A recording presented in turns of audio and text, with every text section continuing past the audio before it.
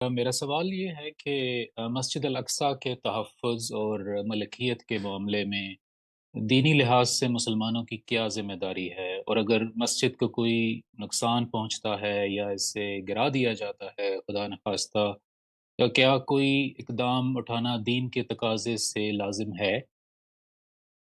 اس میں چند باتیں سمجھ لینی چاہیے۔ مسجد اقصیٰ ہم کس کو کہتے ہیں؟ اس وقت جس احاطے میں ایک عمارت آپ کو بنی ہوئی نظر آتی ہے وہ مسجد اقصیٰ نہیں ہے، ایک چٹان ہے جس کے بارے میں یہ خیال کیا جاتا ہے کہ وہ بنی اسرائیل کے معبد کی چٹان ہے، اور غالباً وہ جگہ ہے جہاں قربانی کی جاتی تھی۔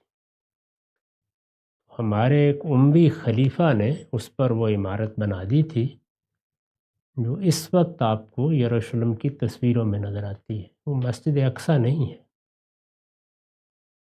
سیدنا عمر رضی اللہ عنہ نے جب فلسطین کی چابیاں حاصل کی ہیں تو اس موقع پر نماز کا وقت ہو گیا تھا، چنانچہ اس احاطے کے کنارے پر جا کر انہوں نے نماز پڑھی اور یہ فرمایا کہ میں وہاں نماز اس لیے نہیں پڑھنا چاہتا کہ جہاں میں نماز پڑھوں گا مجھے اندیشہ ہے کہ لوگ اس جگہ کو اپنے لیے خاص کر لیں گے اور اس طرح دوسروں کی حق تلفی ہوگی۔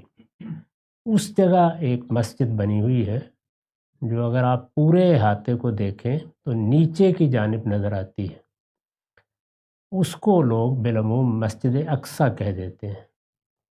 یہ مسجد بھی مسلمانوں نے وہاں بنائی ہے۔ مسجد اقصیٰ کی تعبیر قرآن مجید میں نہ اس عمارت کے لیے استعمال ہوئی ہے نہ اس مسجد کے لیے استعمال ہوئی ہے، اس میں یروشلم کی اس مسجد کو مسجد اقصیٰ کہا گیا ہے جو سیدنا داؤد نے بنائی تھی۔ اس مسجد کے بارے میں قرآن نے یہ بتایا ہے کہ جب پہلی مرتبہ بنی اسرائیل پر اللہ کے عذاب کا تازیانہ برسا تو نبوکدنضر نے جو بابل کا حکمران تھا اس مسجد کو تباہ و برباد کر دیا، تورات کو بھی ورق کر دیا، لوگوں کے گھروں میں بھی اگر کوئی تورات کے نسخے تھے تو خرید کر یا لے کر ضائع کر دیے گئے، بنی اسرائیل کو اسیر کر لیا گیا اور وہ وہاں سے قیدیوں کی صورت میں نکل جانے پر مجبور ہو گئے۔ اس کے بعد سائرس نے جو ایران کا ایک بڑا حکمران ہوا ہے جس کے بارے میں عام طور پر خیال کیا جاتا ہے کہ وہی ذوالقرنین ہے، یعنی قرآن مجید میں جس ذوالقرنین کا ذکر ہے اس کی تعین میں لوگوں کے مابین اختلاف رہا ہے، لیکن سب سے زیادہ قرین قیاس نقطہ نظر انہی لوگوں کا ہے جو یہ کہتے ہیں کہ یہ سائرس کا ذکر ہے۔ سائرس نے ان کو اسیری سے نجات دلائی اور انہیں حق دیا کہ یہ دوبارہ جا کے یروشلم میں آباد ہو جائے۔ یہود اسی کی عنایت سے اور اللہ کے کرم سے وہاں واپس آئے، اس معبد کو انہوں نے دوبارہ تعمیر کیا۔ تورات بھی سیدنا عزیر نے کچھ اپنے حافظے سے اور کچھ دوسرے ذرائع سے دوبارہ مرتب کی اور ایک نئی زندگی کا آغاز ہوا، لیکن 500 سال بھی نہیں گزرے کہ پھر انحطاط آ گیا، پھر سیدنا مسیح کی بعثت ہوئی اور ایک مرتبہ پھر رومیوں نے بالکل تہس نہس کر کے رکھ دیا، پورے شہر کو، معبد کو، مسجد کو، کچھ بھی باقی نہیں رہا۔ اب ایک دیوار بتایا جاتا ہے وہ دیوار وہی ہے جسے دیوار گریہ کہتے ہیں۔ اگر آپ دیکھیں تو وہاں یہود بالعموم دعائیں کر رہے ہوتے ہیں یا رو رہے ہوتے ہیں، تو یہ صورتحال ہے اس کی۔ ظاہر ہے کہ اس جگہ پر یہود کا بھی حق ہے، اس جگہ کے ساتھ ہمارے بھی کچھ جذبات وابستہ ہیں، اور سب سے بڑھ کر یہ کہ اللہ کے ہر معبد کے ساتھ، اللہ کی ہر مسجد کے ساتھ مسلمان محبت بھی کرتا ہے، اس کی عزت بھی کرتا ہے، تو اس کو اس زاویے سے دیکھنا چاہیے۔ وہاں کوئی مسجد اقصیٰ جس طرح کے لوگ سمجھتے ہیں عمارت کی صورت میں سرے سے موجود ہی نہیں۔ خان صاحب، آپ کے علم میں ہے کہ بیت المقدس اور مسجد اقصیٰ مسیحی ہوں، یہودی ہوں یا مسلمان ہوں، تینوں کے لیے ایک مقدس اور قابل احترام جگہ ہے، لیکن ہمیں دیکھتے ہیں کہ جدید دنیا کی تمام علم و دانش، فہم و فراست اور بصیرت اس مسئلے کا کوئی قابل عمل حل تلاش کرنے میں ناکام رہے ہیں کہ یہاں پر لوگ کیسے رہیں اور یہ جو مقدس مذہبی مقامات ہیں ان پر کس کی حاکمیت قائم ہو۔ تو سوال میرا آپ سے یہ ہے کہ ایک نقطہ نظر یہ ہے کہ یہ مسئلہ اس وقت تک حل نہیں ہو سکتا جب تک وہ مذہبی تصورات حل نہ ہو جو دونوں مذاہب کے درمیان موجود ہیں۔ تو یہ بتائیے کہ اس سرزمین کی مذہبی حیثیت کیا ہے یہود کے نقطہ نظر کے مطابق اور مسلمانوں کے نقطہ نظر کے مطابق؟ آپ کی اس پہ کیا رائے ہے؟ اور یہ جو بیت المقدس مسجد اقصی ہے اس کی تولیت کس کے سپرد ہونی چاہیے؟ پہلے فلسطین پر گفتگو کرنا ہوگی۔ میں اپنی تفسیر میں بھی یہ لکھ چکا ہوں اور بارہا میں نے اس کا اظہار بھی کیا ہے کہ فلسطین کی سرزمین اللہ تعالیٰ نے بنی اسرائیل کے لیے خاص کر دی تھی۔ دوسرے لفظوں میں کہیے اپنے لیے خاص کرتی تھی، اس لیے کہ بنی اسرائیل کو منتخب کیا گیا تھا کہ وہ اللہ کے دین کی شہادت دیں اور یہاں توحید کا مرکز بنائیں۔ ٹھیک، انہوں نے اپنی اس ذمہ داری کو صدیوں تک پورا کیا ہے، یہاں تک کہ پھر وہ انحطاط میں مبتلا ہوئے، انہوں نے انبیاء کو قتل کرنا شروع کیا، انہوں نے دین سے انحراف کیا، یہاں تک کہ اس بڑے جرم کا ارتکاب کیا جس میں سیدنا مسیح علیہ السلام کو صلیب دینے کے درپے ہو گئے۔ ٹھیک، اللہ تعالیٰ نے جو فیصلہ کیا وہ ایک الگ چیز ہے، لیکن انہوں نے اپنی طرف سے کوئی کسر نہیں چھوڑی۔ اس کے بعد قرآن مجید ہمیں بتاتا ہے کہ وہ اس ذمہ داری سے معزول کر دیے گئے اور ان کو اللہ تعالیٰ نے اپنے غضب کا نشانہ بنایا۔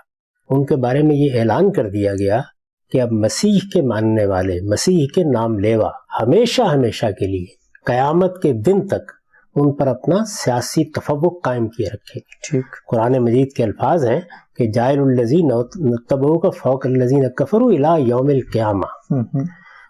اس وجہ سے اب مذہبی یا دینی لحاظ سے ان کا کوئی حق اس سرزمین پر قائم نہیں ہوتا، کیونکہ وہ حق اللہ نے دیا تھا اور اللہ ہی نے لے لیا۔ اللہ تعالیٰ نے دیا تھا، اللہ تعالیٰ نے یہ زمین ان کے لیے خالی کرائی تھی، اللہ تعالیٰ نے اس کا اقتدار انہیں بخشا تھا۔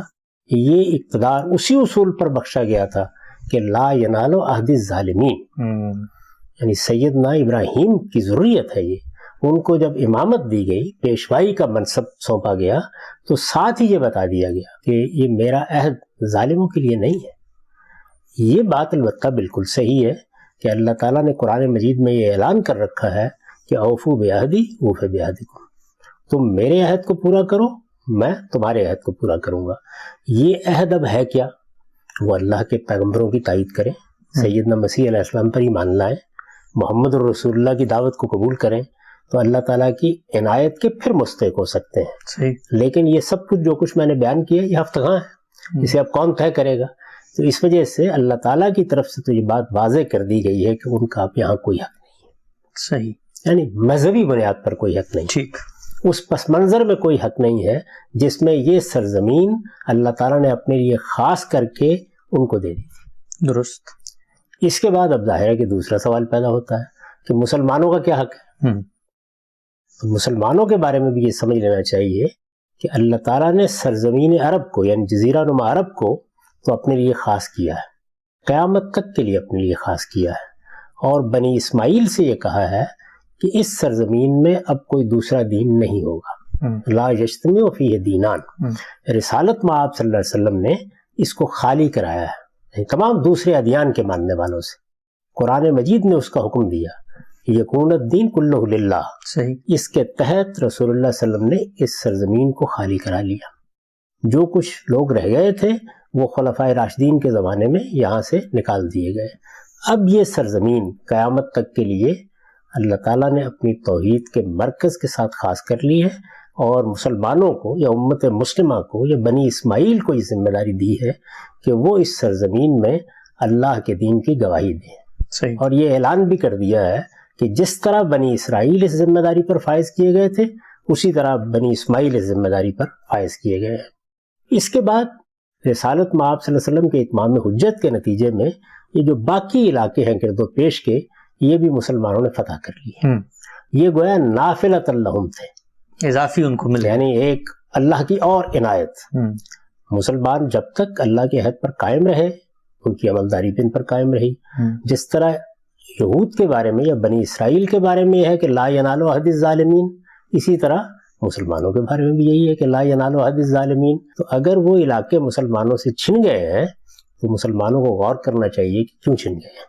ان کے اوپر اس طرح کا کوئی مذہبی استحقاق نہیں ہے۔ مذہبی استحقاق اگر ہے تو وہ سرزمین عرب یا جزیرہ نما عرب پر ہے، اور جلیل القدر اہل علم کا یہی موقف رہا ہے۔ ایک کہا جاتا ہے قبلہ اول سیدنا عمر کے دور میں فتح ہوا، تو وہ قبلہ جو مسلمانوں کا یا اللہ کے ماننے والوں کا قبلہ اول تھا، اس سے کیسے دستبردار ہوا جا سکتا؟ یہ دو الگ الگ باتیں ہیں۔ دیکھیے کہ فلسطین کی سرزمین، اس لیے میں نے بات اس سے شروع کی، فلسطین کی سرزمین پر برطانیہ عظمیٰ کا قبضہ ہو گیا تھا۔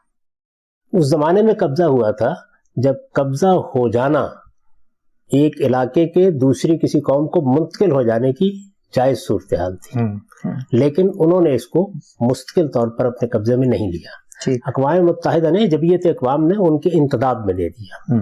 اس کے بعد بین الاقوامی قانون کے تحت اقوام متحدہ نے ایک فیصلہ کیا، تو فلسطین کی سرزمین میں اب بین الاقوامی قانون کا فیصلہ وہی ہے۔ اس فیصلے کو میرے نزدیک فلسطینیوں کو مان لینا چاہیے تھا، انہوں نے نہیں مانا۔ جو کچھ ان کو مل رہا تھا آج اس سے بہت کم بھی ملنا ممکن نہیں رہا۔ وہ فیصلہ کیا تھا؟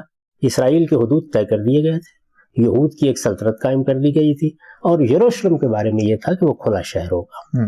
میرے نزدیک اب بھی یہی سب سے بہتر صورت ہے کہ یروشلم میں چونکہ ہمارے بھی مقدس مقامات ہیں، اسی طرح یہود کے مقدس مقامات ہیں، اسی طریقے سے مسیحیوں کے مقدس مقامات ہیں، اس طرح کے کسی شہر کے لیے وہی اصول ٹھیک تھا جو قائم کیا گیا۔ دیکھیے اگر آپ میں ہمت ہے کہ آپ آج بھی اس اصول کو تازہ کر دیں، قبضہ کر لیں، ان میں ہمت ہے تو اس کا تو کوئی جواب نہیں ہے۔ جو کر لے گا وہ جو چاہے گا کرے گا، لیکن اگر آپ بین الاقوامی قانون اس وقت جس جگہ پہ کھڑا ہے کہ کسی قبضے کو بھی قبول نہیں کیا جائے گا، تو ظاہر ہے کہ پھر جو فیصلہ ہوگا اس فیصلے کو آپ اچھا سمجھیں، آپ غلط سمجھیں، اسی کو قبول کرنا چاہیے۔ اس کے تحت اس کو کھلا شہر ہونا چاہیے، اسی پر اصرار کرنا چاہیے، یہی اصولی موقف ہے، اور اس کو حاصل کرنے کے لیے پرامن جدوجہد بھی جاری رکھنی چاہیے، پرامن جدوجہد، ہر حال میں پرامن جدوجہد۔ اب اس کے بعد ہے وہ 3 مقدس مقامات، ان کی تولیت ہر اس گروہ کے پاس ہونی چاہیے جو انہیں مقدس سمجھتا ہے۔ یعنی اگر ہیکل سلیمانی کی کوئی جگہ ہے، وہ اس کو دوبارہ تعمیر کرنا چاہتے ہیں، ان کا پورا حق ہے، اس کی تولیت انہی کے پاس رہنی چاہیے، اس کو چھیننے کا کسی کو حق نہیں ہے۔ اسی طرح مسجد اقصیٰ وہ ہم نے بنائی ہے، مسلمانوں کی تعمیر کردہ ہے، اس کو اسی طرح مسلمانوں کے تصرف میں ہونا چاہیے، مسلمانوں کے متولی کی حیثیت سے خدمات انجام دینی چاہیے۔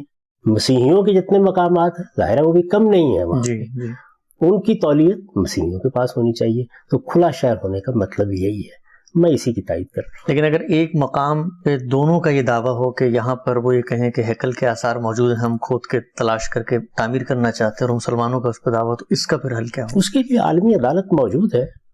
جب آپ ایک عالمی نظم قائم کرتے ہیں تو پھر آپ کو غلط یا صحیح اس کی طرف جانا ہوتا ہے۔ میں اپنے ملک کی عدالتوں پر 10 اعتراضات کر سکتا ہوں، لیکن اگر کوئی اس طرح کا معاملہ ہوگا تو پھر ہم وہیں جائیں گے۔ اس کے لیے ظاہر ہے انہیں اپنا مقدمہ ثابت کرنا ہوگا کہ ہماری مسجد یہاں تھی یا ہمارا ہیکل یہاں تھا، اس کے لیے یہ تاریخی شواہد ہیں، یہ چیزیں ہیں۔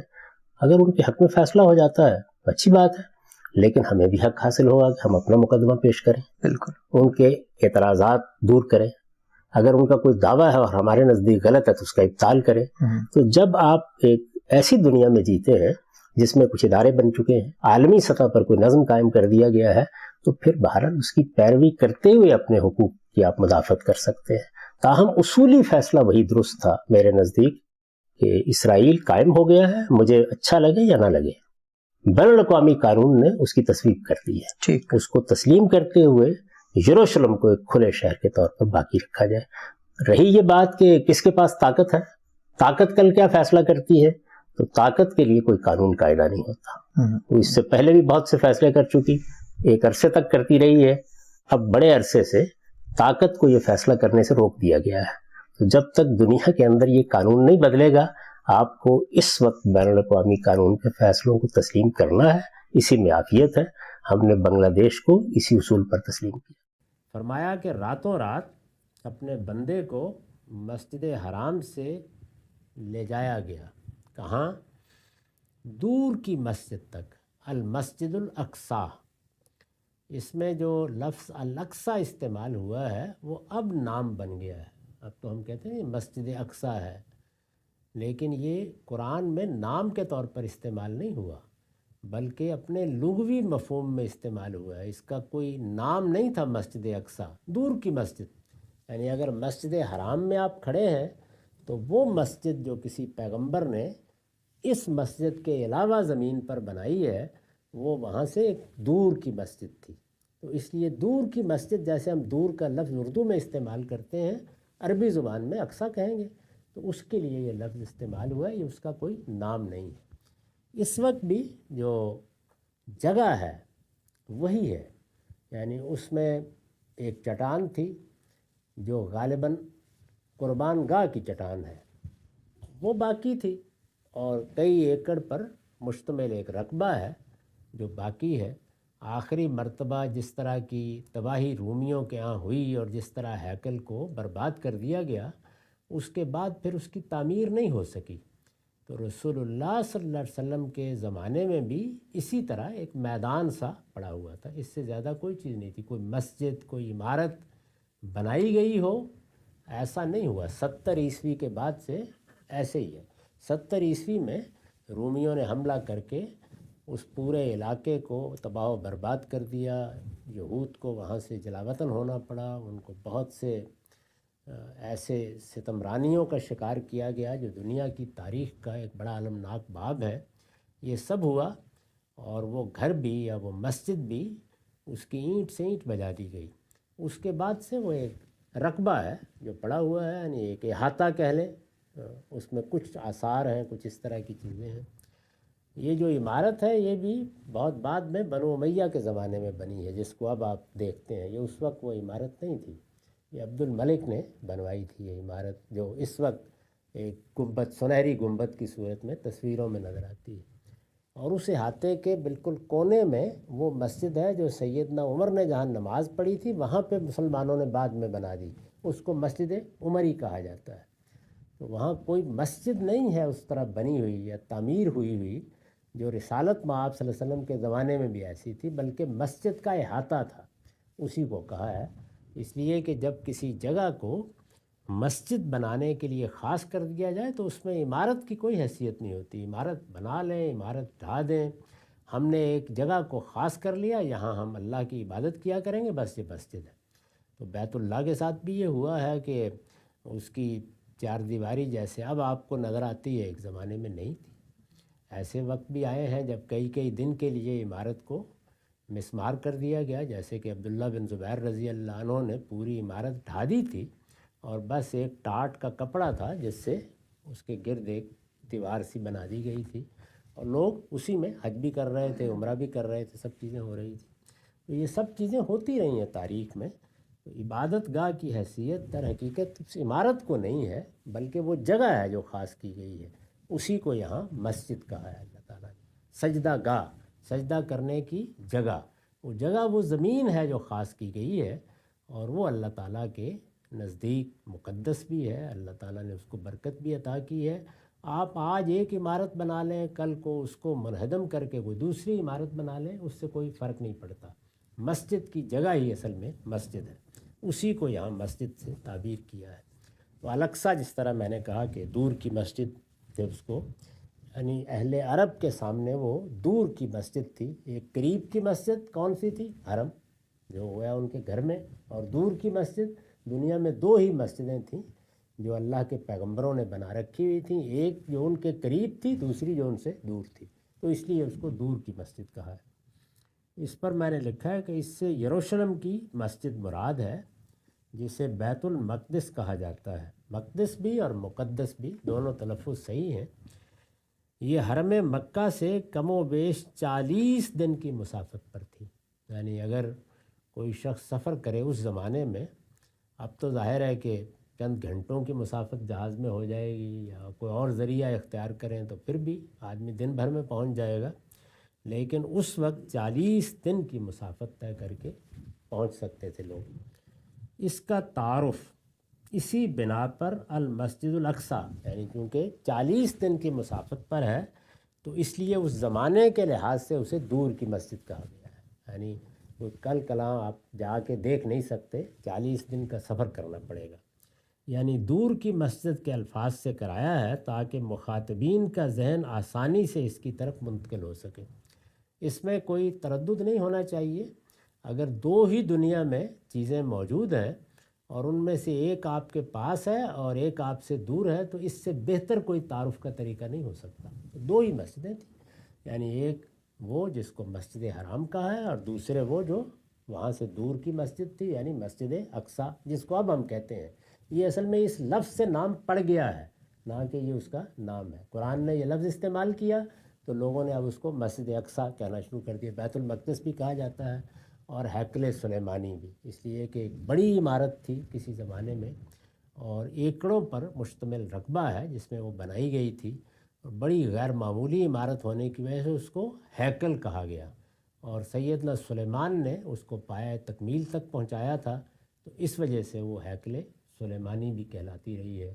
وہ ہیکل سلیمانی، بیت المقدس، اسی طرح مسجد اقصیٰ، یہ اسی احاطے کے نام ہیں۔ اب رسالت مآب صلی اللہ علیہ وسلم سے صدیوں پہلے 70 عیسوی میں، رسالت مآب صلی اللہ علیہ وسلم تو 576 میں دنیا میں تشریف لائے ہیں، تو اس سے بہت پہلے یہ احاطہ ایسے ہی ہموار ہو چکا تھا، اور اس میں عمارت نام کی کوئی چیز ہے، وہی ایک دیوار ہے پرانی جس کو دیوار گریہ کہا جاتا ہے، جس کے پاس کھڑے ہو کر یہود عبادت کرتے ہیں۔